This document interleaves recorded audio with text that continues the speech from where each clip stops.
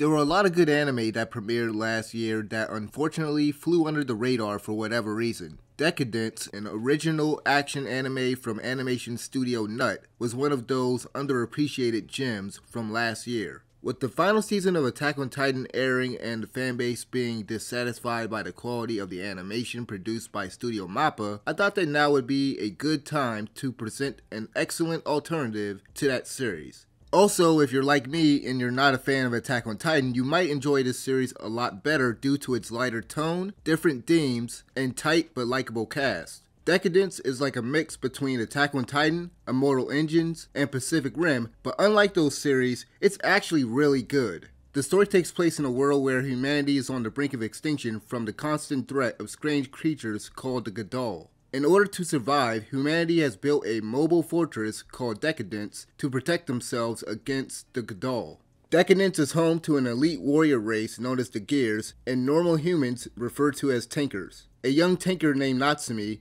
wishes to join the military organization referred to as the Power. When her enlistment goes unapproved, she is assigned an armor repair job and begins working alongside her boss, Kaburagi. Following a Gadol attack, Kaburagi begins to teach Natsume how to fight the creatures, and her determination and desire for change quickly begins to influence him. The story revolves around these two characters and the actions they take that will change their world. I thought I knew what to expect after watching the first episode when it premiered during Funimation Con 2020. The second episode of the series introduces an interesting and unique wrinkle that helps the show stand out from its contemporaries. It's revealed that DECA-DENCE is a game played by cyborgs and that humanity is now the property of the Solid Quake Corporation.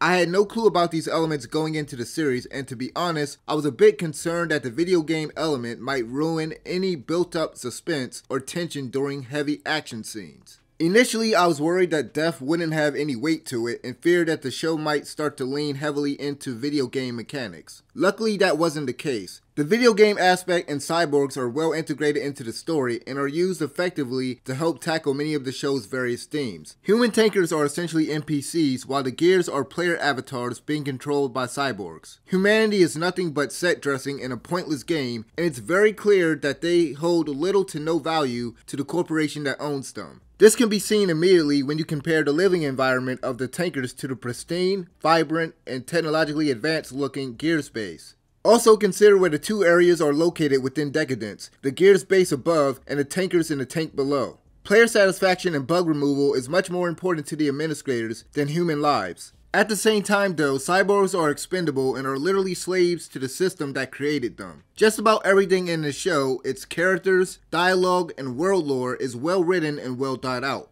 Series writer Hiroshi Seko and the rest of the staff had a clear vision as to what kind of story they wanted to tell and the themes that they wanted to tackle. After watching the show again, I can say without a shadow of a doubt that they tackled the various themes of the show very well. Whereas Attack on Titan tries to focus on grief and psychological trauma, DECA-DENCE instead tackles ideas such as free will, freedom, complacency, conformity versus compliance, conformity versus individuality, and one could argue destiny. There's a lot to enjoy about this show on the surface level. Its action scenes are exciting and dynamic, the animation is smooth, the voice acting is exceptional, and the soundtrack is excellent. However, there's a lot that can be dissected and interpreted from this show for those that want to look deeper into those things. Anyway, the characters are much more memorable and enjoyable than those in Attack on Titan due to their personalities and several satisfying character moments. It's very entertaining to see Natsume and Kaburagi interact with each other, and there is this great father-daughter, student-mentor relationship that forms between them. Natsume is a refreshing and endearing protagonist. She is optimistic, enthusiastic, and full of energy. She is essentially the anti-Eren, and I couldn't be happier with her character growth throughout the show. Kaburagi is a perfect foil to Natsume as he initially starts out as a realist who has accepted the current status quo. While I like most of the supporting cast, Kurenai is the most fleshed out among them, and she's one of my favorite characters. She is strong, charismatic, and sometimes love-struck when it comes to Kaburagi. Much like Natsume, Kurenai is not satisfied with how things are and has her own motivation for fighting. There are some really good dramatic emotional moments between Natsume and Kaburagi, as well as the supporting characters like Kurenai or her best friend Faye. Kaburagi also has a good heart-to-heart scene with his friend and commander of DECA-DENCE, Minato.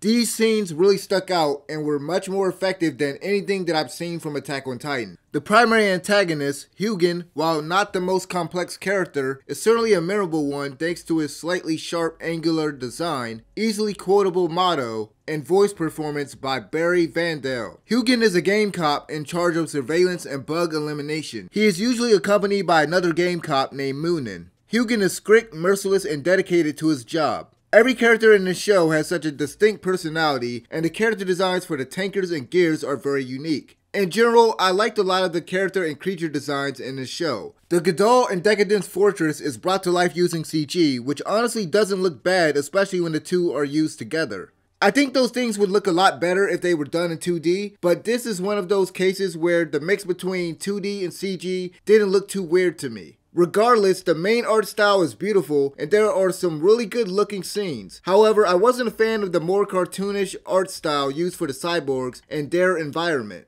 The cutesy design of the cyborgs and their environment does work effectively as a brief reprieve from all the violence, which was what the production team wanted to accomplish. There's a nice balance between the heavier, darker moments and the lighthearted, humorous ones, which is something that Attack on Titan could have used more of. As I mentioned before, the writing is excellent, especially the dialogue, which is clever, funny, and even self-aware at times. I think Studio Nut made the right decision to not heavily emphasize the loss of life during the war against the Gadol. The death of tankers is still acknowledged by characters, but the show doesn't linger on the death of random people for too long. This show benefits from having a much smaller cast in comparison to Attack on Titan, as the characters that are focused on are richer and their relationships are much stronger. There is much less fodder and forgettable, poorly written characters whose pain or death I'm supposed to care about, or whose journey I'm supposed to be invested in. There was only one character that I didn't like in this series, and that would be the drunken hillbilly cyborg named Sarkozy, who I thought was annoying and I didn't really like his accent with his voice. Unlike Attack on Titan, I actually cared about the characters in the story because of how well everything was written and executed. And it's not predictable. The last thing I wanted to touch on is the English dub voice acting. I've only seen a couple of episodes in Japanese, so I can't really say much about that version. But what I can say is that the cast for the English dub is fantastic. Trina Nishimura, who does the voice for Natsume, does an amazing job capturing the character's cheerful personality. She also nails the comedic dialogue as well as the more dramatic scenes. Her voice for the character is much higher than what she does for Jiro in My Hero Academia. It's much closer to Sally from Black Clover than her previous performances for characters like Makise from Steins Gate Zero or Mikasa from Attack on Titan.